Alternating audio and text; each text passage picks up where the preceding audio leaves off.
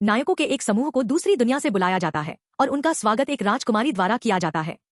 उनकी शक्तियों का मूल्यांकन किया जाता है और वे सभी अद्वितीय कौशल जैसे पवित्र तलवार और सभी प्रकार के जादू का उपयोग करने की क्षमता से संपन्न होते हैं। फिर हम मुकाता से मिलते हैं और जब उसका मूल्यांकन किया जाता है तो उसके पास एक अजीब ऑनलाइन ग्रोसरी स्किल होती है।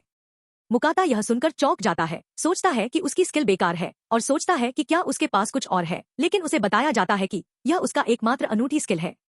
वह चकित हो जाता है और आश्चर्य करता है कि बाकी सभी के पास इतनी शक्तिशाली स्किल क्यों है। इसके बावजूद उसे बताया जाता है कि उसे अभी भी राजा से मिलना होगा। नायकों की राजा से मुलाकात होती है और वह बताता है कि उनके राज्य पर डीमन किंग द्वारा हमला किया जा रहा है। वह उनकी मदद मांगता है और तीनों नायक तुरंत मदद करने के लिए खुद को पेश करते हैं। वहीं मुकाता यह तय करता है कि वह नायक बनने के लिए उपयुक्त नहीं है। सोचता है कि वह केवल बाधा बनेगा और कहता है कि वह बस एक साधारण जीवन जीना चाहता है। वह बाहर निकल जाता है और वे उसे 20 सोने के सिक्के देकर विदा भी कर देते हैं। शहर में वह अपने अजीबोगरीब पहनावे से लोगों का ध्यान आकर्षित करना शुरू कर देता है, इसलिए वह जल्दी से कपड़े खरीद लेता है।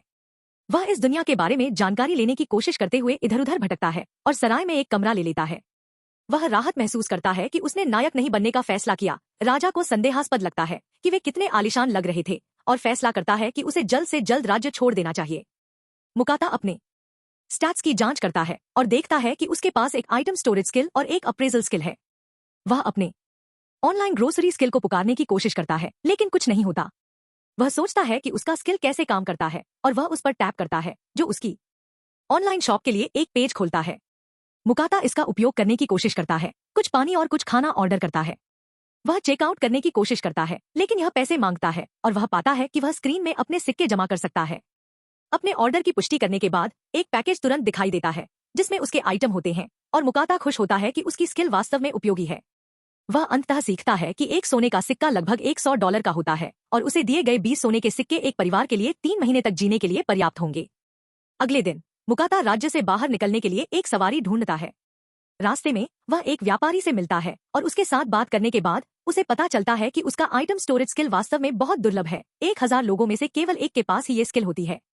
यह सुनकर मुकाता अप्रेजल स्किल के बारे में पूछता है और आदमी बताता है कि यह और भी दुर्लभ है क्योंकि केवल दूसरी दुनिया से बुलाए गए नायक ही इस स्किल को प्राप्त कर सकते हैं। मुकाता यह सुनकर नर्वस हो जाता है और संदेह न करने की कोशिश करता है।